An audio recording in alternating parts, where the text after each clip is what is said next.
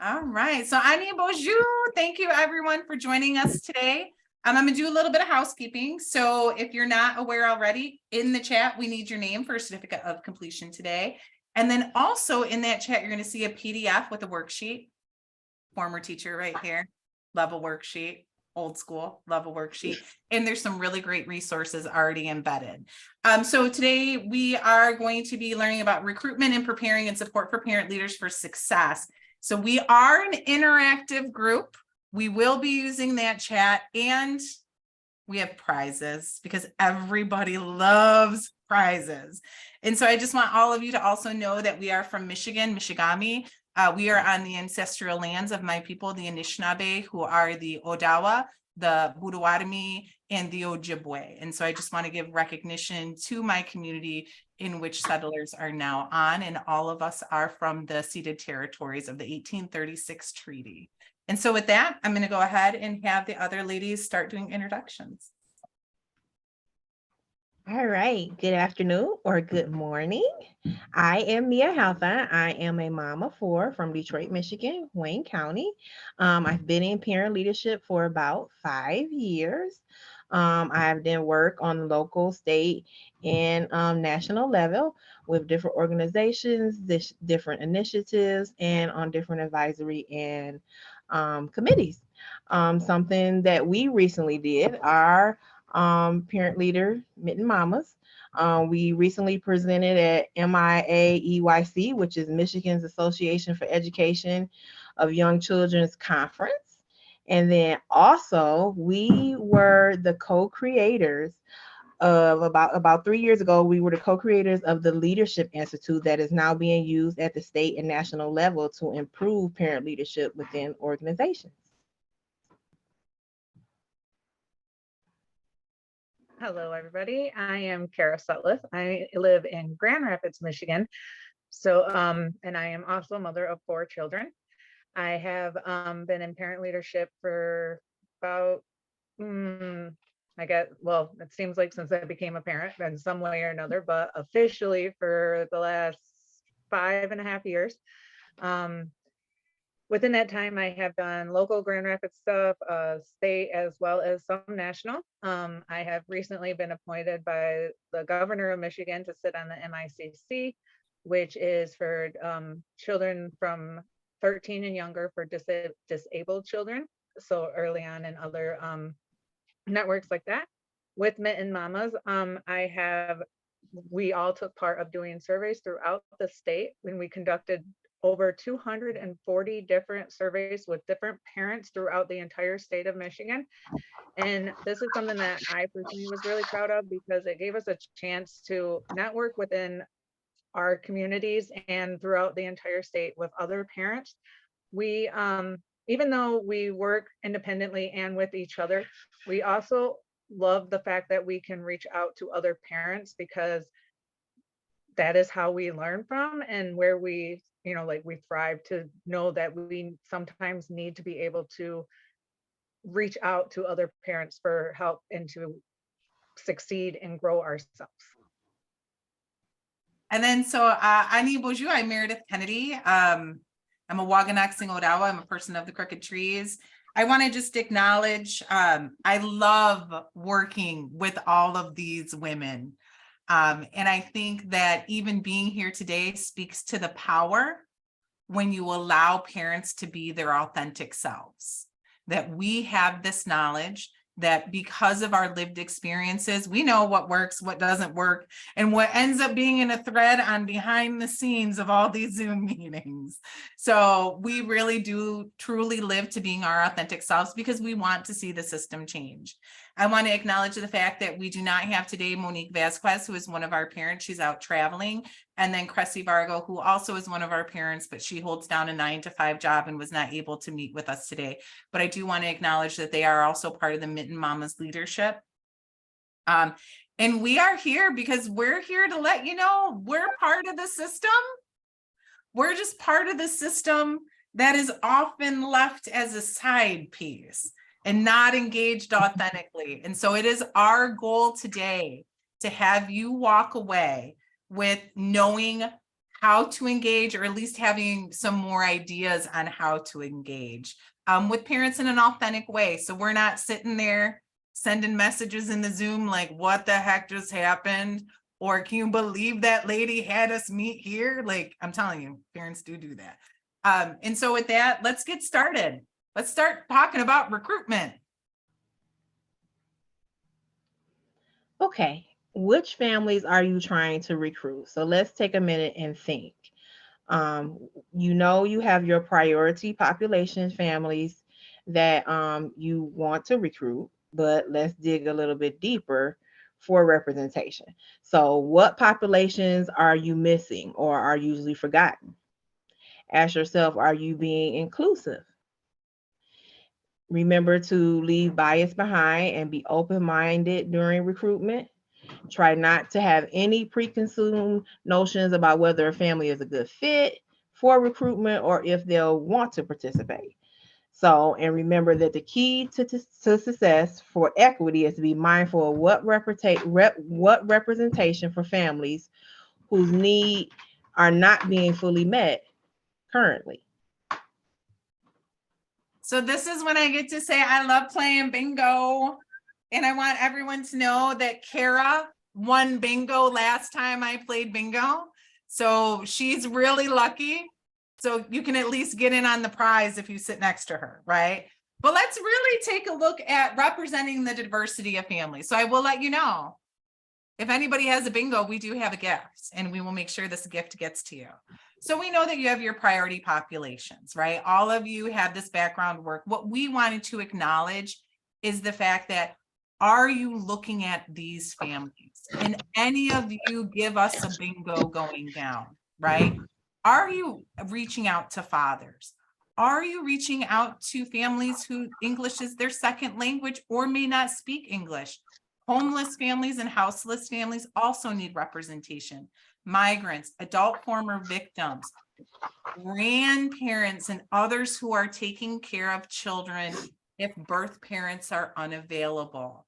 Looking at these, it disenfranchised. Like I hear a lot because I am Indigenous, I am a Wagonex Odawa. Why can't we ever get Native Americans to our table? Well, how are you being inviting and are you including them?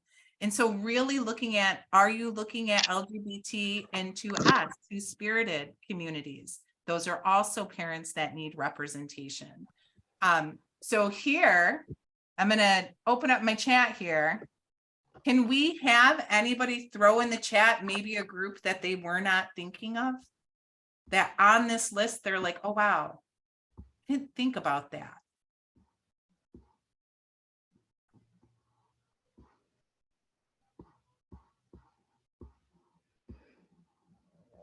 Any takers? Everybody's like shy. All right, well, how about this? Do we have anybody who has our bingo star, our bonus? Are we including and representing families who are formerly part of the substance use disorder community? Are you representing and having families who are in recovery, who are on the red road? Oh, Laura, you have that bingo star? Oh my gosh, we will be sending this to you. It is our Mitten Mama's bag because we love a bingo. So Laura, you get that bingo because you had the first yes. And so I appreciate you doing that.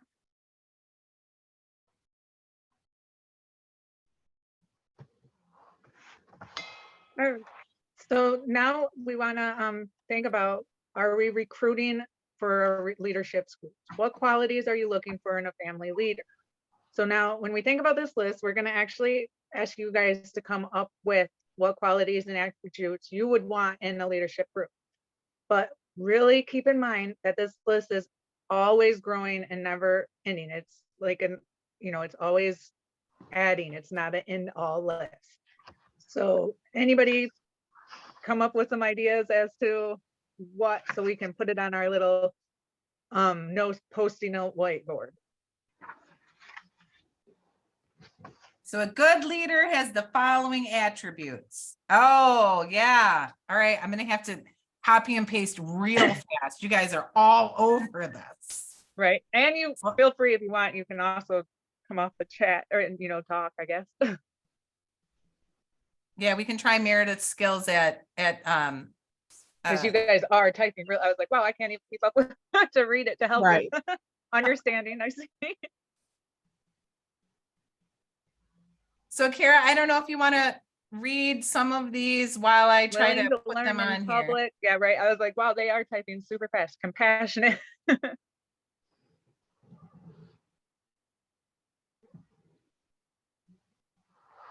Oh, Sydney, I love the one that you have in here, courage.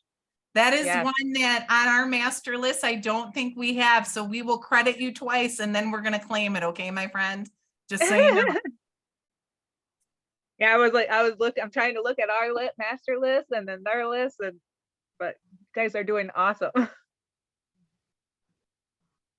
And then just so you know, you will get a copy of this list along Graded. with our list.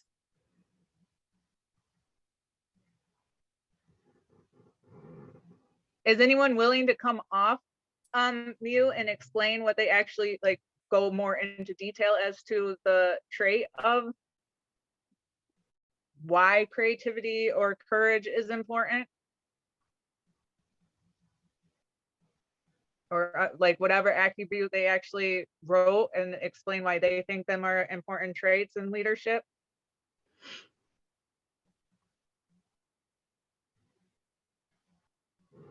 Come on, guys. I just added vulnerability to the list. I think that parents and parent leaders that can be vulnerable have the ability to connect with others on a different level, because then they allow others themselves to become vulnerable in the sense of finding connection in for different reasons. Yes, that is, yep, very true. Good listener, definitely. We have good listener on the list. You need to be able to listen and hear what, as you know, can't just be waiting to speak your side of everything. Antonia, I love yours of genuine. Could you, if you feel comfortable, come off the speaker and let us know why you put that up there? Well, that to me means that you're not pretending to be something you're not or someone you're not. I also put there prepared, and it goes along with that. If you are prepared, you know, you are prepared to you know, be ready in whatever situation. But if for some reason that's a situation outside of your comfort zone and you're not prepared, you know, you can be genuine and say that, at the same time be willing to learn. And so I think it's setting an example or role modeling that we're far from perfect, but we can always learn from each other, and basically that we can learn from each other. I love that, because that is one thing that I can speak to of in my lived experience. It's really hard to always be genuine in a space where the system, you're afraid if you are genuine with your feedback, first, let's just say sitting on an advisory council. Am I going to lose my benefit if I let them know that this doesn't work very well? Mhm. Am I going to am I going to be looked down and not treated well by the WIC Mhm. nurse because she saw what I put on that survey, right? So that's a very, very hard thing for a parent leader if they are not in a safe space to be that authentic self. Mhm. And so I like that, like genuine, like I like that's a very good thing to attain to, for the system to also attain to. All right, Kara, is there anything that you want to read off of our master list that maybe did not make it? Yep. We have some of the stuff that we have was they should be focused on the mission. The parents should also understand exactly what the board, what your mission is, what they should be a part of it and agree with it as well. Not just you want them to support you as well. Be able to delegate tasks and have some self-confidence in themselves to be able to be that authentic self, if and comfortable to say, no, I disagree, especially sitting at a table with like Meredith was saying, Meredith was saying about might not be comfortable going against the grain of saying, well, I don't like that idea, or I'm afraid of losing my benefits, or whatever it may be on that council or board or advisory. We have also being able to have a resources for the group and the community that they're in. Open-mindedness to support diversity and inclusion within the community. Willing to think outside of the box and against the system. Sometimes parents don't always agree with you guys, and that's important as well. Or if they do, or sometimes you guys might not agree with the way the system is programmed right now. So being able to support others, focusing on the future and where things are going. And then let's see, I'm not sure if there's any others. Making actions plans is also very important, to be able to make the action plans. Yeah, I think that was them, Kara, and knowing when to say no. Yes, Like some parent leaders always want to, by the way, I'm guilty of that. I'm not very good at saying no, but always wanting to do right. And really, we need to be able to say no and feel okay saying no. I think that was good, Kara. So I will compile everything from the chat, and we'll make sure that Hillary gets that out to all of you so you can have that list, including part of the list that you created. So we'll put it on that fancy dancy piece of paper there. So, who should be recruiting family leaders? Some ideas: parents, trusted community members or service providers, parents, networks, or what if no parents are available? How will you pivot or problem solve to find your parents? So some things to remember are whoever is doing the recruitment needs to be comfortable with speaking with the families, because that really makes a difference. Fully knowing your why or the aim for the recruitment. And being patient and flexible is also key, because recruitment can take some time. It's not always an overnight kind of thing. Yeah, so I'm going to stop real quick, only because I don't think, give me just a second.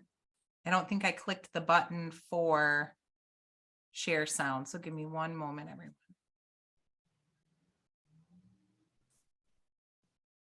Oh, gosh.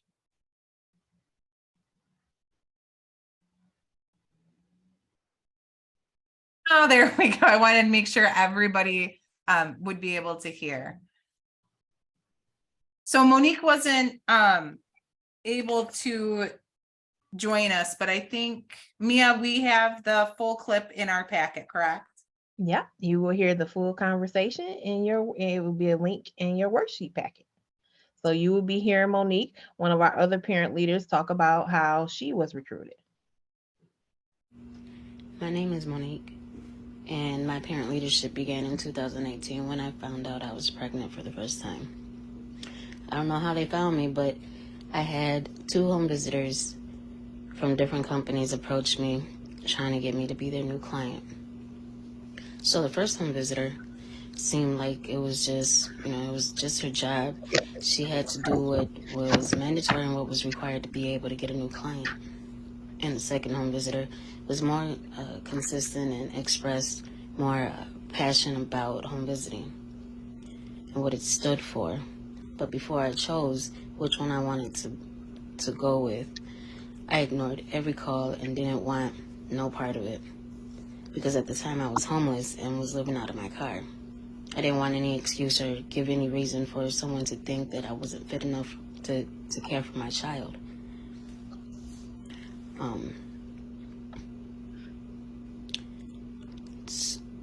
So the first home visitor gave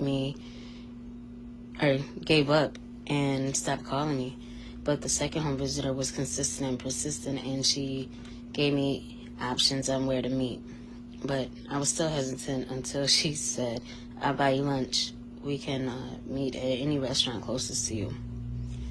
So being homeless and broke pretty much, I definitely took her up on that offer. Because being pregnant, I was hungry. I didn't tell her right away that I was homeless. And honestly, after the first meeting, I didn't have plans to see her again. But she had a friendly face, and she told me about the program and the difference between the program that she was advocating for and the other program that was wanted me as a new client as well. But the second home visitor, she had really good vibes and seemed sincere about everything that we talked about, and she started to share a little bit about herself and her stories, and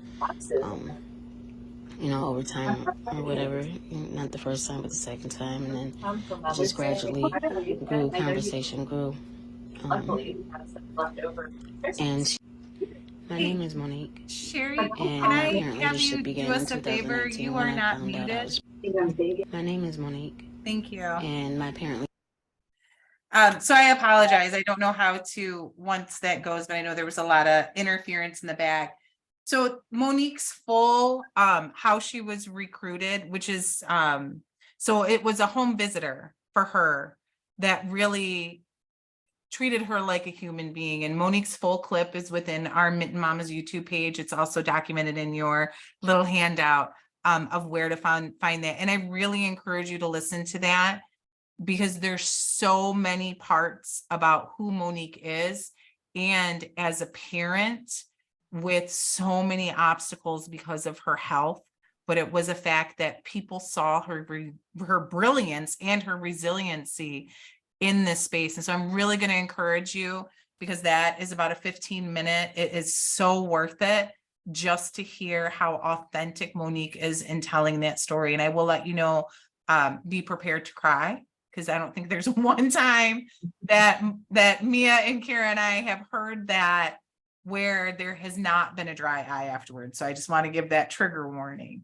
But I'm going to have Mia share her story of recruitment, because I think this is really important for all of you to hear our lived experiences of like, how'd y'all get here and get together?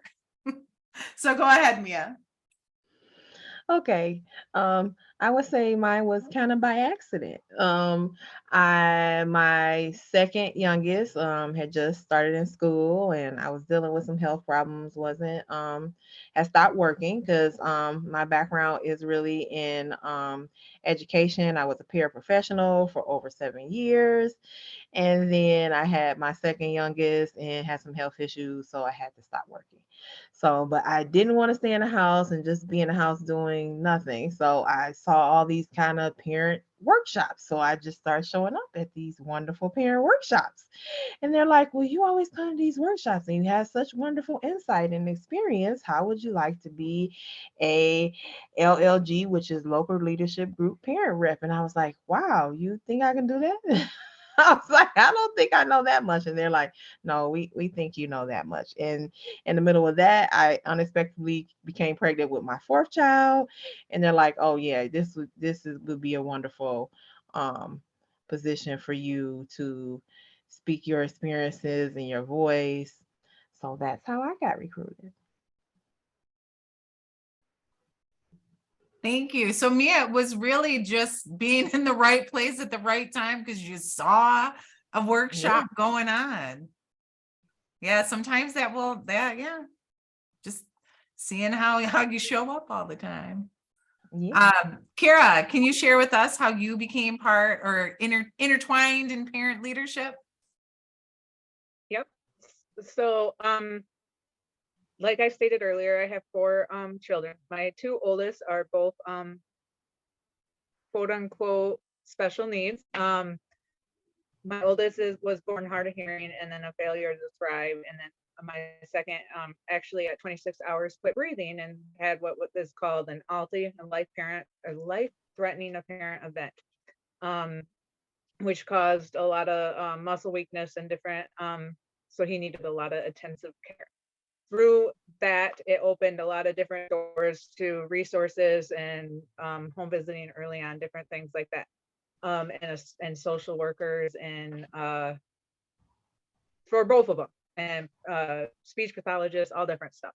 Well, and all on, so the backstory of that is one of the home visitors, the social workers actually, who was no longer seeing us as the family member because it was past the time my boys were in that her home visiting care, I guess you would say, actually contacted me saying that there was this position available in my local leadership group, same as Mia's, and for Grand Rapids, and she thought I would be perfect for it because of my experience with my boys, and she knew that at this time I had a young daughter, or was pregnant at that time actually, for my oldest daughter, and thought I should apply. And at the time I had I was still working at Head Start for Kent County and didn't really know too much about what it was, but looked into it a little bit and was like,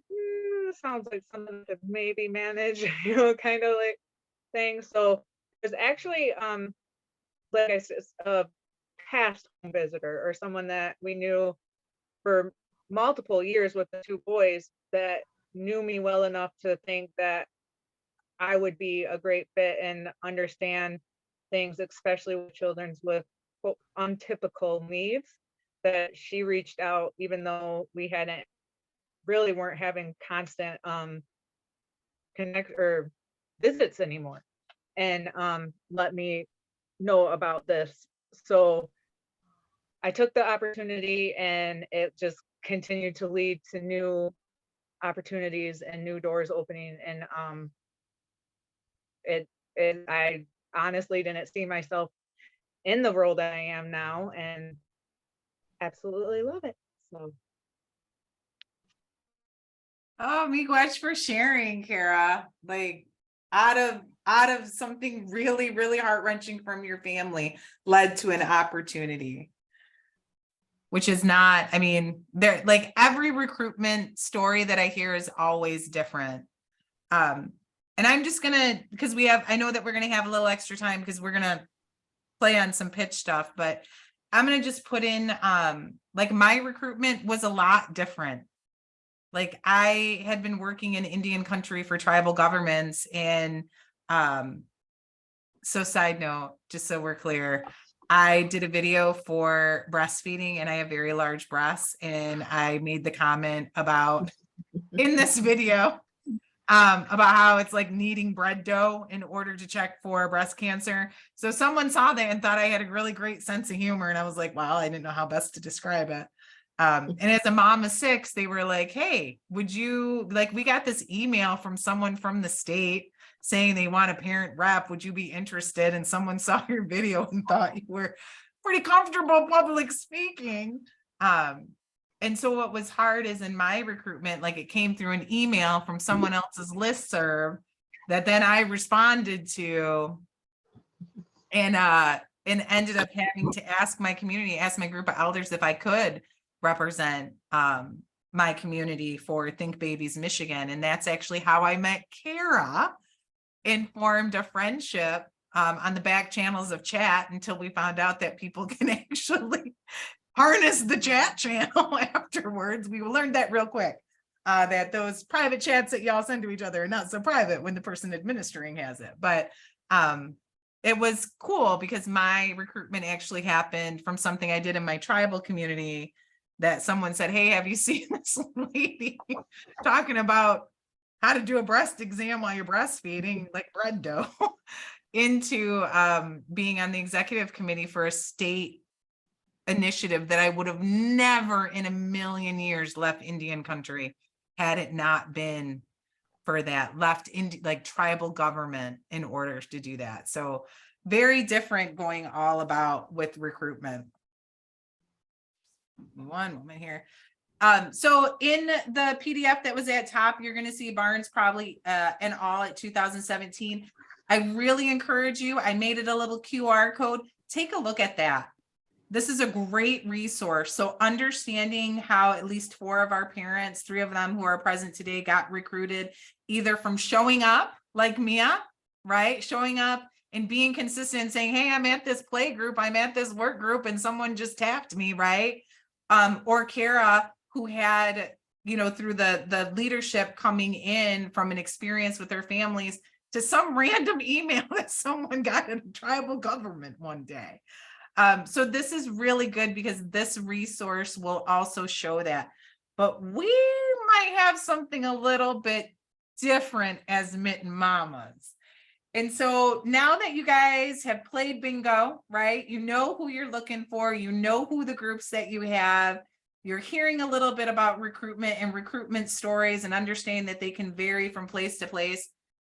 Where can you find families? How can you set an action plan to actually find some of these families, right? Number one, you're gonna have to ask yourself a couple questions.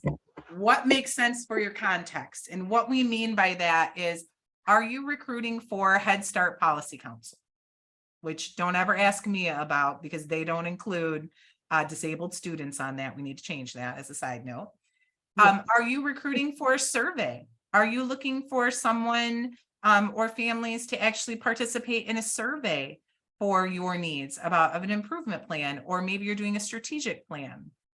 Are you trying to do some policy advocacy? So really knowing that what we're going to give you here in a minute, the Mitten Mamas version of recruitment and where to find us, look at your context and look what you're asking. Ask other advocates. That's one great thing Kara mentioned about our network of families across Michigan. That's like our own advocacy because we're finding other parents and asking them what they need, what they know, where they find items, right? Community members asking. In my community, we all have that one auntie who knows someone, right? The 1 degree of Kevin Bacon. Ask other community members and then other service providers, right? So in Monique's recruitment story, she got asked by a home visitor who said, hey, they're looking for parent leaders, and I think you would be good. So even understand that you can ask other service providers. The one thing we want you to take away with the next couple slides is collaboration is the key to recruitment success, right? I know everybody is nodding their head with me. Collaboration is the key to success. Really making sure you are tapping into everyone and everyone is connected.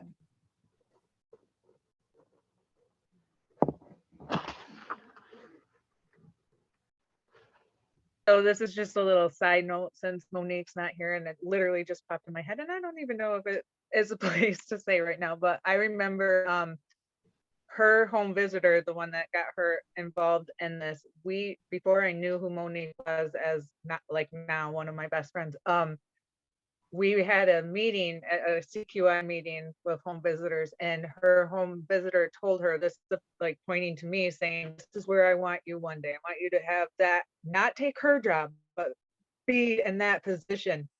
And we didn't realize when we re-met on Thank Babies couple years later that that's who we were until we were back in that place again after COVID. And she's like, oh my God, like the home visitor actually connected us too, as that's who we were. And it was just, it's the funny how the recruitment comes into play, as you know, like when it's an honest, good wanting to be, you want your home, or I'm sorry, you want your parent to succeed, but not necessarily by running over somebody else. And that home visitor, her home visitor, was honestly wanting her to excel, but it wasn't necessarily to demolish my place in any way. And now, you know, with her help, that is where Monique ended up, and Monique's doing amazing, and I am too still. But that's just a side note. I just all of a sudden thought of that when Mara was talking. But sorry, back on track. But building in system recruitment, it's safe to say that you guys have all probably thought of things like to recruit, doing out your within your own networks, like email blast or your own organizations, including the families that you serve or your own health fairs and events. But do you think them are enough? What are some of the other things that you can think of? So when we think about where can you find these families, another area is underutilized internal systems. So what do we mean by that? So we can think about families already connected to early childhood services, programs, or opportunities, reaching out to focus group members or those who have completed surveys, via referral, like home visiting, WIC, MDHHS, which is in Michigan, the Michigan Department of Health and Human Services offices, doula providers, engaging parent-to-parent networks, particularly those who have relationships with your targeted parent group, for example, homeschooling groups or co-ops, involving frontline service providers who have relationship with the parents. So who are the providers having one-on-one contact with those families? Tap into other programs. For example, Head Start has a parent council. Many parents have the younger children. Ask them to be on their agenda to make awareness of your need. So one of the reasons we originally were going to do a piece of pie, but then we had a conversation about how that would make everyone hungry. And in our time zone, it's noon. Okay. So I was like, I don't know if I want to do a pie. So this graphic represents an umbrella, right? So what Mia and Kara just spoke to are some of the things that are already like built into your system, right? And we like the umbrella, but really, if you want to not use the umbrella, I'm going to give you what's in the cloud, which is looking really at some of these systems or ways to get information out that we typically don't think about. So I have this handy dandy list because I don't memorize all of these. So I'm going to chat a little bit about them. Number one, social media groups. There has to be in your community with your county a social media group that you can put a post out, whether that is moms who are having garage sales or swapping clothes, right? A swap on social media on those Facebook groups. Maybe it is an Instagram page that is followed for freebies in the area. Maybe it is even your local, missing dog group. Like, hey, those people are usually pretty friendly and want to get involved if they're even willing to find other people's animals. So really looking at your social media groups, whether those are website-based, Twitter, Instagram, or the good old Facebook. And so really looking at some of those built-in social media platforms and saying, hey, we're looking for parents. Are you ready to work with others? Are you ready to uplift our families in our community? We would love to have your voice. So posting to those and becoming interactive, making relationships with the admins of those pages so they can also highlight and share within the other groups that they might admin. Baby pantries and food pantries. If you can get to a baby pantry that does a diaper pantry or a food pantry, you are going to find some families who will also let you know for part of the system where it can be improved, right? Because they don't always want to have to use that baby pantry or that food pantry. And so not just going and setting up a booth there, but becoming a regular person that they see at that baby pantry to establish that relationship. Health fairs, and not just the health fairs that are the health fairs for the group you are serving of 0 to 5. The health group fairs that are going to do mammograms in the community, like maybe some of those health fairs geared towards adults, because those are going to be the parents. Back to school events at grocery stores. This is a big one because you already know that they're coming to get a backpack, maybe for their older kid if you're working in the early childhood space. So being part of that, volunteering for that, and establishing a relationship with those people who come to those events. Participating in community block parties or potlucks. Do you know if you have, so for my community, we have cultural events, right? We have cultural night events here at Waganoxing. And so if you know someone who might be able to be like, hey, why don't you just, can I maybe tag along? and get to know better to your community, because they are usually the ones who don't use services because of historical distrust. Like, how do you build part of that community? So those community block parties, those potlucks, those cultural event nights might be really, really successful. Posting flyers in busy places. We're going to hear from Monique in the next slide. Just knowing that posting flyers at bus stops, grocery stores, apartment complexes, outside of the car wash, anything where people are stopping and looking is really, really important. Laundromats, libraries, and so Monique's going to talk a little bit about that in a minute. Faith-based social hours. So do you have a coffee and connect group with your local church? Maybe getting involved with that and asking, because those are people who are already starting to do some things in the community. Is there a parents' night at your school? Is there a school open house where you might be able to set up a booth or network and mingle within those parents? Because oftentimes parents of older kids get excluded from a 0 to 8 or a 0 to 5 space, even though we are the ones that have known about the system and the way it can be improved or the ways that it's working. Looking into community programs. Have you talked to your local daycare and said, hey, so we would like to provide a family night, maybe a game night, maybe a pizza night, to get to know some of these families who are in local childcare. And then really looking to those communities in the cloud right there in that graphic who don't use services, who are excluded for services, who don't know about services. I'm going to be very, very honest. Until I came from that email, from that video I did about breastfeeding and checking for breast cancer, I never knew all of the programs that existed with the state of Michigan. I was never aware because I was never tapped in. And I was never aware because I also didn't know Mia and Kara at the time. And so even understanding that those other parents can help bring in parents for that recruitment. It's that conversation because I trust them, because they are not necessarily state officials. They don't come in looking in my community like Tommy Lee Jones and Will Smith Men in Black suits, which are very scary in many of the communities who have a historical mistrust.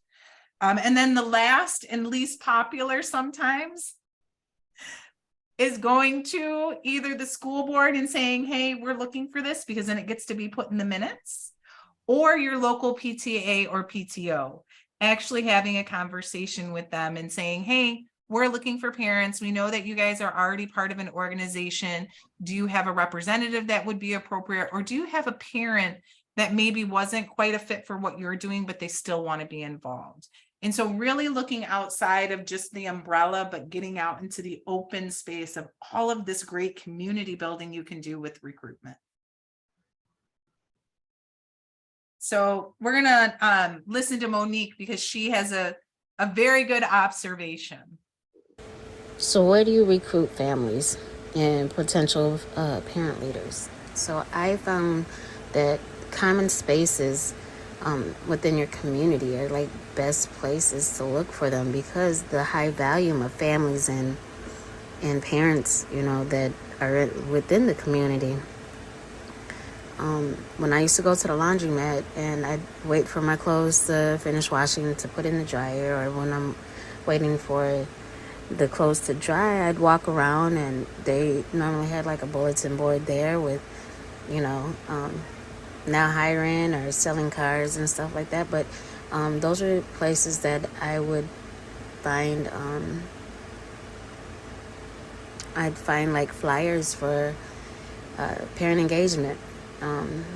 Never really thought about calling the number or emailing anything at first until I actually became in the space of being a parent leader, being able to share parent voice. And you know, another good place was the grocery stores and housing offices.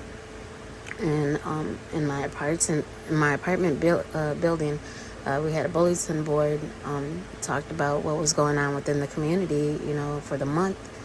And my experience was, you know, my neighbor would tell me, you know, Mo, there's they got a they're asking for families to put input. And I seen this flyer that they had in the office. I know you're interested in stuff like that. Maybe you should check it out. And because families know families and parents know parents, and so I definitely went and checked it out, and it brought me into another space, being able to network and engage with other things that are going on. And so definitely placing flyers where families are is sometimes it might be low, and sometimes, but they definitely get looked at regardless on if they act on it. But common places, high value family areas are definitely key. So not only was information shared with me about flyers, or when I look at them, I also tend to let other families know, or other parents say, you should check this out. It brings other families to engage too. All right. So we're going to play a game here in a little bit. So I want everybody, if you had the moment, like sit up, stand up, do what you got to do, right? So now we know, are we looking at equitable families with our bingo, right? We've heard about recruitment from our own parents, our own mitten mamas here.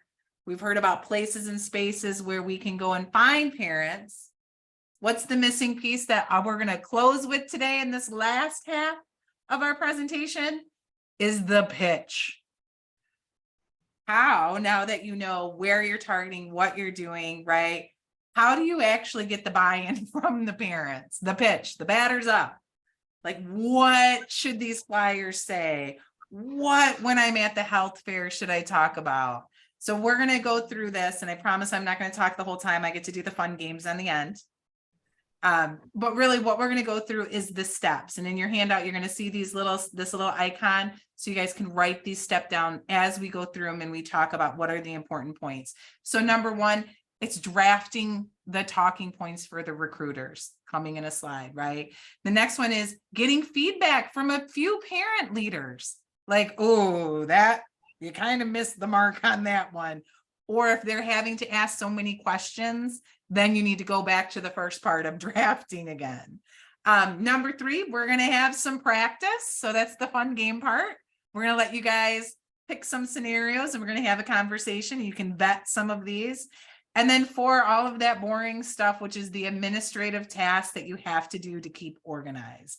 So with that, I'm going to hand it over to Mia.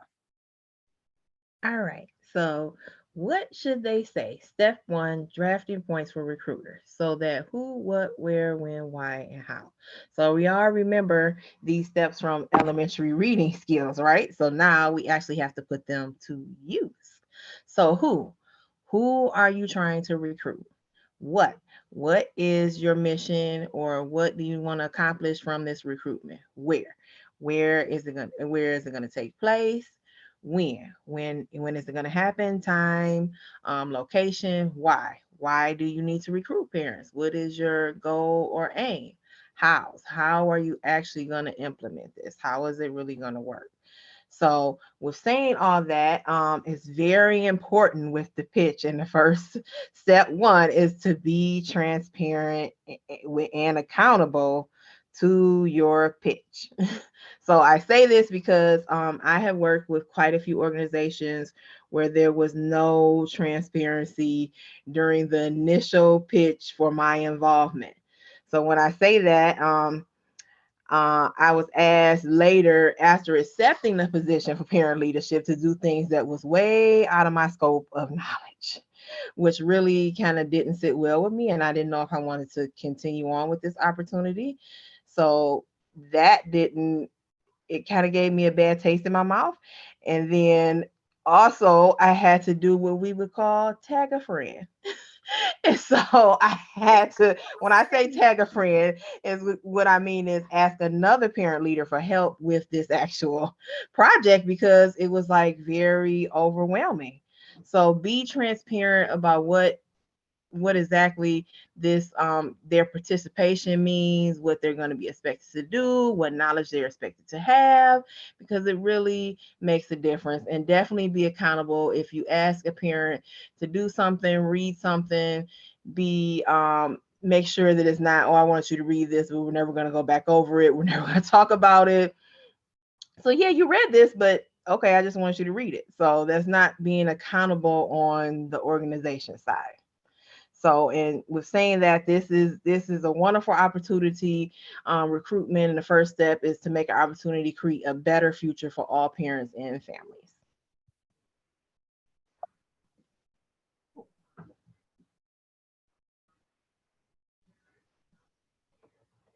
So Boy. next is then be prepared for the parents to ask you, like, what are they gonna get out of it? Like, they're gonna want to know where, how do they benefit?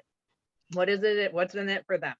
Like, it's a legit question. So think of just that. Like Mia was saying, be transparent. Tell it, describe the opportunity, how it could further them possibly professionally, how it uplifts them, help build their resume, build social connections to and further networks themselves. It's professional development possibilities. Having access to information and knowledge to hopefully something that they feel passionate about or are involved in. There is and have information on resources and or training. Also be prepared to tell them what it may cost and if costs being reimbursed, such as mileage, childcare, transportation. And also know like how, if like right now, I don't know if it's just my end, but every now and again stuff is getting glitchy. So is there going to be some kind of support if they need internet support or what bandwidth? All that kind of stuff needs to be discussed. So if I'm being glitchy, I'm sorry, but it happens. And as a parent, you have to be prepared for that. Sometimes turning off a camera doesn't mean I'm not involved. It just means I can't hear you unless I turn my camera off. So if I'm being glitchy, let me know and I'll turn off my camera. I think you're okay on my end, Kara. Your face is frozen, but you have a beautiful face, so I'm not going to complain. Okay.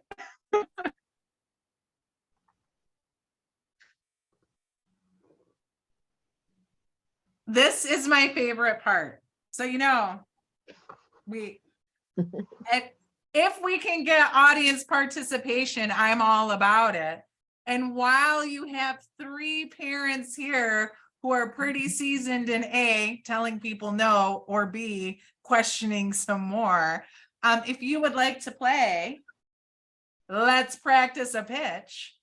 So on the left side of your screen, you're going to see our pitch basics, right?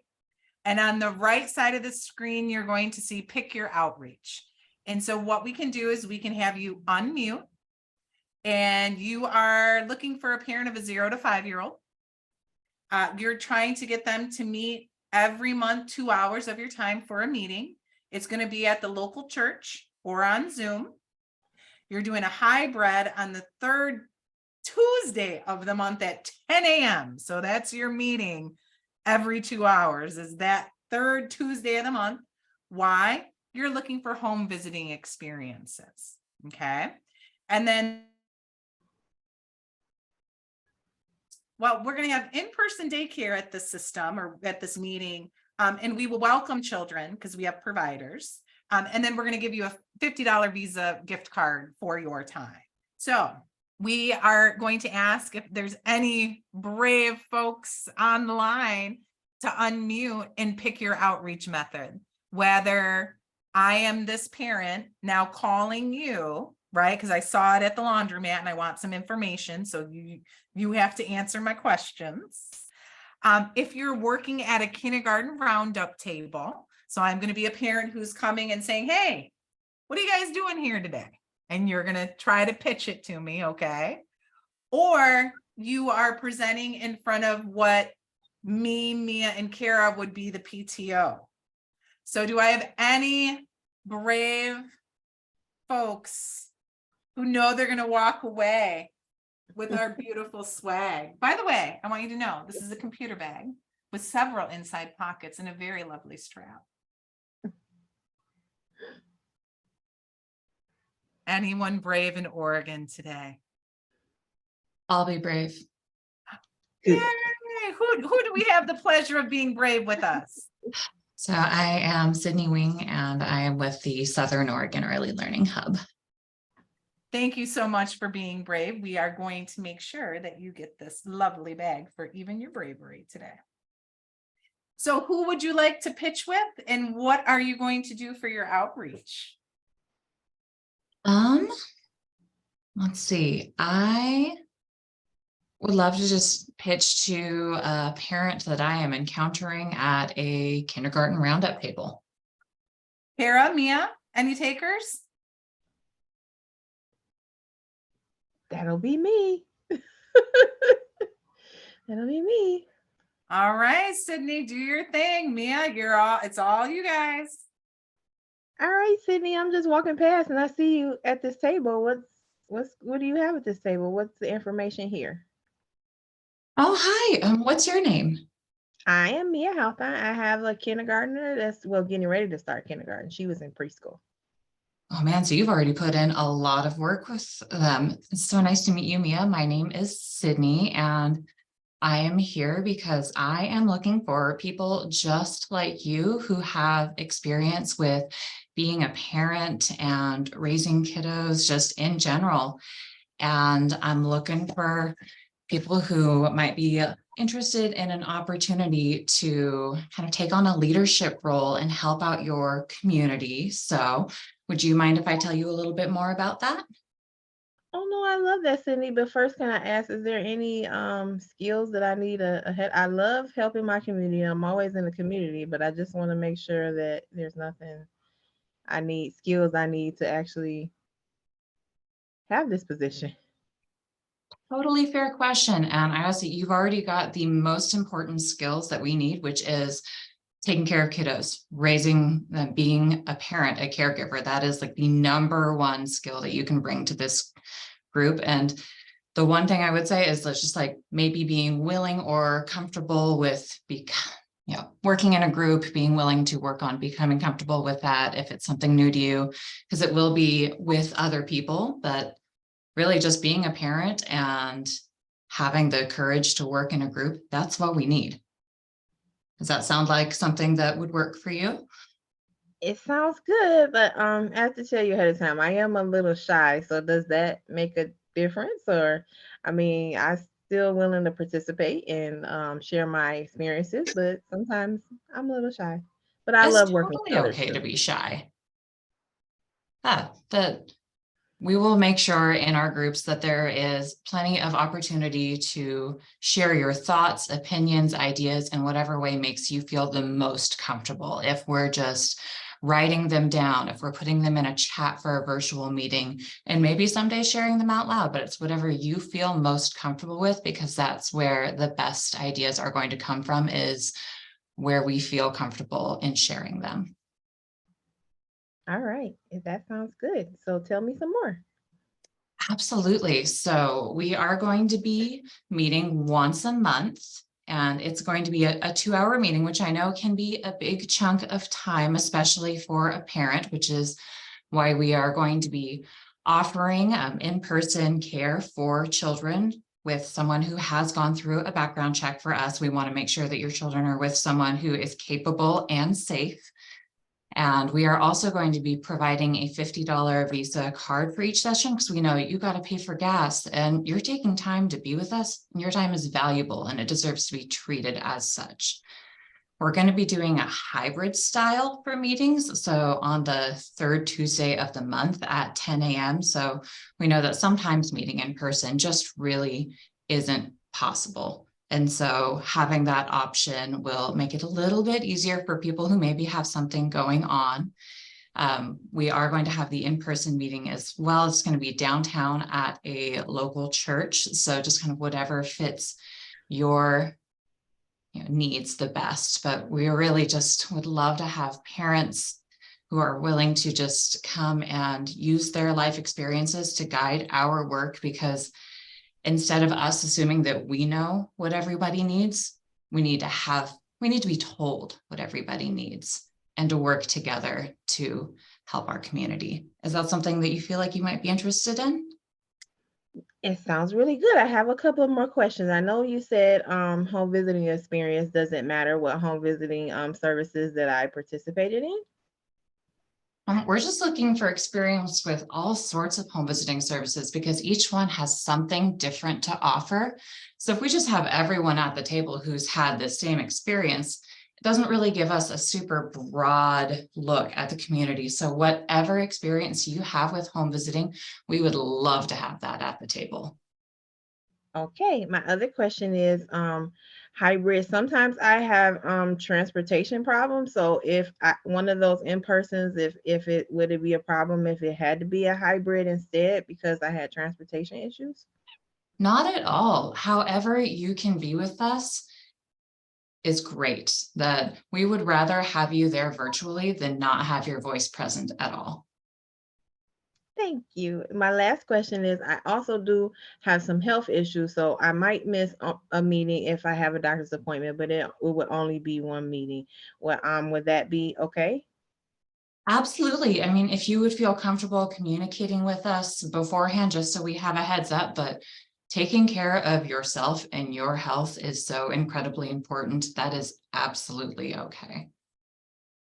All right. Well, I think I'm definitely willing to participate. I'm going to give you my information so we can connect at a later time. That sounds great. I will certainly be in touch. Here is my information. If you have any questions in the meantime, if you haven't heard from me by the time you think of something, feel free to give me a little nudge and I'd be happy to answer your questions the best I can and find out any answers I might not know. All right. Thank you so much. It was nice meeting you. You as well. Okay. Oh so my goodness, Sydney. first of all, You just hit it out the park. applause for Sydney. Yeah. Oh my God. You are a number pro. You like hit it Number out the park. yeah, we did not plant Sydney in this Right. She webinar is not a training, She okay? is not a spy. Man, And- even if I didn't want to say, if I want to say no, I couldn't because it's like, wow. You Sydney, are you wonderful. just totally bamboozled our training. Yeah, no, like who Sydney, is that she? that was She can't be perfect. real. Anybody who has the opportunity to utilize Sydney as a pitch partner, Go yes. for it. You better do it. Sydney, I might throw in a Petoskey stone in your bag. That was Right. awesome. Well, thank Sydney, you. And how to many prove times I'm have you real, done this before? You've done this many times before, haven't you?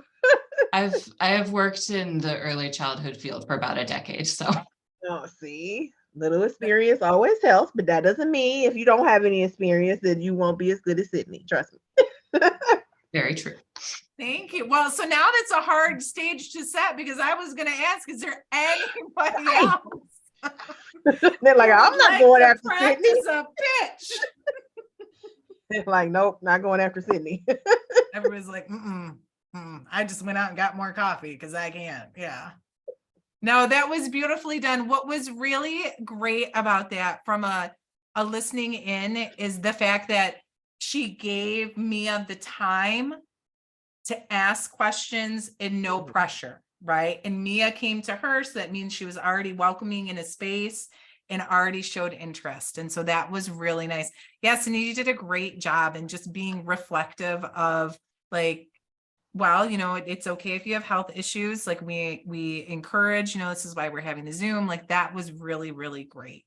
And knowing also that the breadth of home visiting and you're looking for all of those experiences.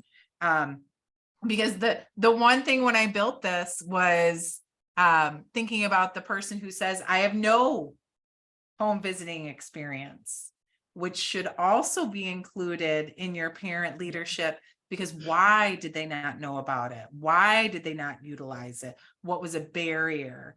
And so that's one of the reasons we specifically picked home visiting too. So do I have anyone else who would like to try a pitch while you have three parents here now that Sydney and Mia have laid the space. Come on, somebody else. Kara needs a try. I was just gonna add to hers too. If Mia did say she didn't have home visiting experience, if you want that parent or don't want that parent, depending, like, you need to know that when you go into the pitch as well, like what kind of parent you want on your board for leadership. But you might want to state that a little bit earlier in your pitch, just so you have that conversation as well.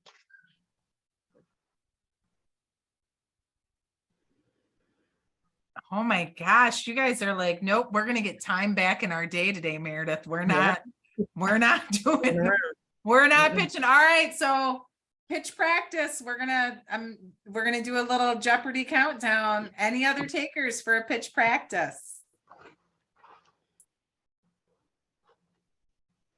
Wow. Okay. Make sure you all This got is Sydney's Kelly. information. I can try. Oh, who we got Good, wanting to try? Okay. Kelly. Okay, Do you no want a phone promises, but I'll call or try. PTO? Okay. All right, Kelly. How about a phone call? Okay. Okay. So you are getting a call about the flyer from the laundromat you put up. And who is your parent you would like to practice your pitch with? I'll She gets practice me. with Kara. All right, take her away. All right. So, hello. Hello, this is Kelly. May I help you? Yeah. Hi. My name is Kara, and I seen a flyer at the laundromat about looking for parents of kids, and I have 3 kids, and one is 3 months old, and then a 3-year-old and an 8-year-old. Hey, that's awesome, Kara. Did you see it at the laundromat? Is that the flyer you saw? Yeah, it was the laundromat, and I don't really understand what you need. It just sounded interesting. Something about like a $50 Visa card for Yeah. parents. I would love to tell you more about this. I'm just so excited that you found our flyers. We hung them up around town, and we're just so excited when somebody sees it and it works and they give us a call. So thank you very much, Kara. So yes, you are a parent of a child that's between the ages of 0 and 5. That's what we're looking for. You actually have 2 children, but you also have experience with your 8-year-old of working with children or raising a child through those difficult ages. So what we're looking for are voices of parents just like you to help us make good decisions and prepare our community to serve kids in ways that make sense to them. And nobody knows better than you. Certainly I don't know better than you. So we're trying to figure out how to get your voice into this process. So what we're looking at, and let me know what you think of this, what our idea was, is that we would meet every month, once a month, for 2 hours in a morning meeting. We would meet in person down at the local community church, because it's a central location. They have a nice big meeting room. They also have a nursery, and we've hired a really qualified childcare provider in our community. And that person, or there might be a couple of people in the nursery, can watch your children if you'd like to bring them with you. And we'll meet for about 2 hours down there on the 3rd Tuesday of each month at 10 o'clock in the morning. That's our plan. What do you think of that? Do you think that might work in your schedule? Well, I think so, but I'm not 100% sure, like, especially with my youngest and, doctor's appointments and stuff. And also transportation sometimes is a little difficult for me. So, Yeah. would you guys be able to change the time of the meeting? That's really important to know, because if that's a difficult thing for you, it's probably difficult for others. But I will let you know that we also have an option for people to Zoom into the meeting. You can Zoom from your telephone and still be part of that group. If that time generally works for you, but once in a while it won't work, we could do that option. We'd at least like to get your voice in the forming of this group to make sure that we form it in a way that meets the needs of parents in the community. So the other thing that I'll let you know that I hope will help with your transportation is that we're offering, we're providing a $50 Visa gift card for every session that you participate in. So hopefully that will help offset some of the expenses, but also it really lets you know how important it is to us that your time is valuable. Your insight and your wisdom is the voice that we need at the table. So I'm just so excited that you saw our flyer and that you gave us a call. So what do you think? Do you want to, one other thing I thought of is if there's a time that you can't meet or you need to help us design these meetings, we could set up some check-ins between our monthly meetings to make sure that we're on track, and you could help us plan those and put some of the things in place to make sure that we make it possible for more parents to participate just like you. So I guess you're telling me you're gonna pay me and have someone that's qualified to watch my kids just to answer questions about being a mom? Well, yes. We need to learn from you in order to create new services for kids. What we're seeing is the way it was when I raised my kids isn't working now. And so my experience, as much as I care and I raise my kids, we need to hear from people who are raising their children right now, right here in this community. So yeah, we just want to hear from you. No experience other than being a parent. I don't have to have any. I'm sorry, I didn't mean to interrupt. There's no qualifications that I need? You are qualified. You have 3 children. That qualifies you. What else? Well, what else do you think? It honestly almost sounds too good to be true, but I think I need to figure out a way to make sure I'm available on Tuesdays. What do I do from here? What I need to do is give you the address. You have my phone number. I will give you. So what is this? This is May 23rd. I can't even tell what day it is. What are we on the 3rd Tuesday? I think it's in June is when it is. So we will send you a confirmation. What is the best way to contact you? Is it via text or would you rather an email? Do you use social media? What is the best way to contact you? And we can communicate between now and then and make sure that we have everything that we need to make this possible for you. And when you say it's too good to be true, your voice is too good for us to be true as well, because we've been trying to create this system without your voice and it's not working. So I'm just very grateful for you to take the time. I'm especially grateful that you would pick up the phone and call us. Text messages would probably be best, and the phone number I called you on is my phone number. Awesome, I got it. Thank you, Kara. Thanks. Round of applause for Kelly. What? Kelly, you too will be getting our courageous bag for stuffing. And I was trying to be difficult.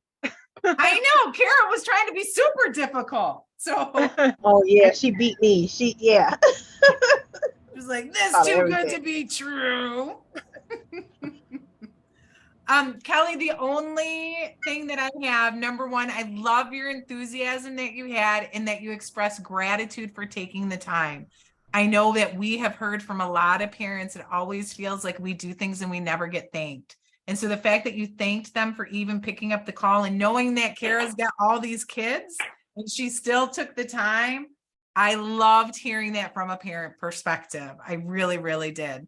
The only thing that I would say is that, like, you never asked. So and this goes back to that transparency for your, what are we doing? Home visiting. Home visiting. Yes. I missed it. I went a little too fast too and didn't give her as much time for questions as would have been better. So yeah, I think Sydney did a better job of giving some good pauses. I could have done better in that area too. The Yeah. worst thing for a parent, like Mia was saying, which I can't wait for Mia at the next session to share exactly how that all went down about being transparent. But the worst thing you can do is like for Kara to get there and be like, why are all these people in home visiting and I never did it?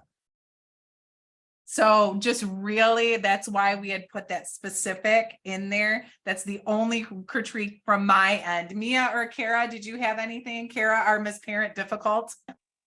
Yeah, I was just trying to, that's what I was trying to get, like, even be difficult, like, why, what experience do I need? You know, because we didn't say anything about home visiting yet, so, but I was like, like, what do I need? Do I need to know how to type? What, I don't know, but, and I was just trying to be difficult, because, you know, like, who pays you just because you're a mom?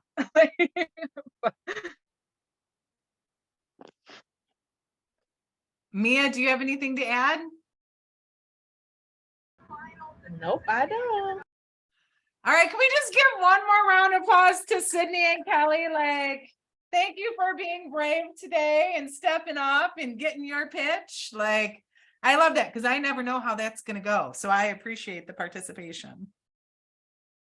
All right, so boring stuff before we give you back a couple minutes of your day. The last part of the pitch is these administrative tasks. And I will tell you, because I'm usually administrative lady on this end for Mitten Mamas, in organizing with other groups, this can be so difficult. So basic things you need: referral forms, a designated person or persons to have on that flyer, and then a backup person when that person's on vacation or on sick leave or at home with the child, having that. And then tracking, that is really, really big. With your referral form, it needs to be short and clear, and then identifying the points of contact with that. And then designating someone who will be there for those referrals in for, hey, they called and they were interested about this, right? Being able to really do that. You know, one of the reasons that we have Mitten Mamas is from a project that we did for the Family Parent Leader Institute that's housed underneath the ECIC, the Early Childhood Investment Corp. And I'm going to tell you right now, trying to find parents to have parent voice for that Parent Leadership Institute, no one knew where their parents were or how they were, what groups they were from. And Mia, quite honestly, just like fell into our lap when we developed this, because someone's like, don't you know Mia Hawthorne? And send. And I was like, what? So from my end, I had to build a tracking sheet just as a parent when I'm trying to work with other parents in spaces. So really, really understanding that. And you'll see on the handout that we did, there is another little QR code in there that will walk you through some of the academia's templates. We really encourage you to do this as you're doing your pitch. And Ola, I see your hand up, so I'm going to go ahead and ask your question. No, I'm curious on how you run a hybrid meeting, because it sounds like you could be in person or via Zoom, and I have just had no luck doing that. So is there a trick of the trade that you can share with us? Fly by the seat of your pants and pray. Well, I think it's really, so we might actually get into this with our next session if I can take a note, because we all have participated in hybrids before, where it's actually has to do with the environment of the room, the time, the space, and the place, right? So really making sure that you have a room equipped. But if you'd like, I can actually put that into our next session, which I'm going to have Mia and Kara. We have 2 more slides, but I can put that in to actually hit on for you, Ogla, if you'd like to, for us to do that. Yeah, I have please, a follow-up yes, question Michael. to your question. Is it, what exactly, is it the trouble of people are not showing up in person and everybody's just getting on the Zoom, or is everybody only showing up in person? Like, where exactly is your trouble coming from? Yeah, it's just that it's 2 different experiences, and it just feels like the people that are coming in via Zoom just really miss out on a lot of what's there. You know, we do offer dinner, there's that social piece, and just in general, we've just really struggled, with doing that. And I've thought of, oh, should everyone bring a device so you can at least see their faces? Because that's the other thing. It's that disconnect because you don't see that face in front of you. And you're not, I mean, I guess there's the owl and there are other things, but I was just wondering if there's a way that you have run these meetings that has been successful. So why don't we put a pin in that and we can put it in our next one, because we can ask our other parents that we have access to and ask them like, hey, have you ever done this, been successful? And also get their feedback on how it could be successful. Like, does the owl really work, right? So we can definitely reach out to our networks. So you don't just have our experience in doing that. And reach out and ask what was successful. So I already put a note in there and we will make sure we address that in our next presentation. Yes, Olga, we definitely will, because I have a particular experience. I've had quite a few experiences with this hybrid thing, but I thought when we say a hybrid, we were meaning like everybody would either meet in person or on Zoom, that the meetings would alternate. But I understand what you're saying about hybrid, which you have the choice of either coming in person or being on Zoom. And my personal experience was I couldn't make it to where what I said with Sydney, I couldn't make it there because of health issues. So I had to be on Zoom, and yeah, I will share that later. Yeah, we will. I put a pin in that. So you're going to have, we'll call it dedicated to Olga's question. So don't worry. We will make you your own slide. We'll slip you in there. All right, so we are going to make sure that we don't go over your time. We got 5 minutes. So Kara, take her away. All right, so reflections. So between now and the next time we meet, we would like you guys to reflect on how are you representing diversity in families, where you can find your families, and to create and practice your pitch. It seems silly, but it is important because you want to know what you're looking for and how you want to represent it. All right. I hope you all enjoy this session and gain some key takeaways. Everyone who participated today will be receiving a certificate of completion. And our next session is Friday, January 23rd, 10 to 11:30. We'll be talking about preparing for engagement. Where are your gaps? So what are you missing? What are you forgetting? Supporting families, prepare parents to succeed in their leadership roles. What do parents need to be successful in their leadership roles, and how can you help with that? So I am going to say, if you have not already put your name in the chat, please do so, because we are going to make sure that you all get a certificate of completion, which we're very proud that we got to make, just so you know, for one of our sessions. This is actually our tool number 3, module number 1 out of our toolbox of Mitten Mama Awesome Extravaganza of Parent Leadership. And so with that, I'm going to say, Bama P, and thank you for coming. Mia, Kara, do you have anything to add today? No, thank you so much. Yep, thank you. Hope you guys learned a whole lot. And we look forward to our next session with you all. Yes, in our next session, we'll actually have a few different Mitten Mamas. Monique will be present if her health allows, and then also Cressy. So we will be having a different Mitten Mama. And maybe if you're all lucky, we will have a Mitten Daddy coming on the end. Ray, who is Kara's husband, on his view for when we talk about reimbursements dad style. So I'm hoping we can have his input on that.